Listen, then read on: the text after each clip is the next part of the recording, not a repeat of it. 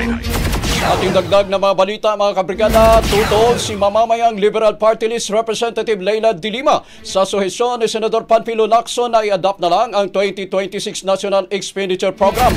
Ayon kay de Lima, hindi maaring daanin sa eksperimento ang pera ng taong bayan. Naunawaan umano niya kung saan ang galing si Lacson lalo pat malubha ang korupsyon sa national budget.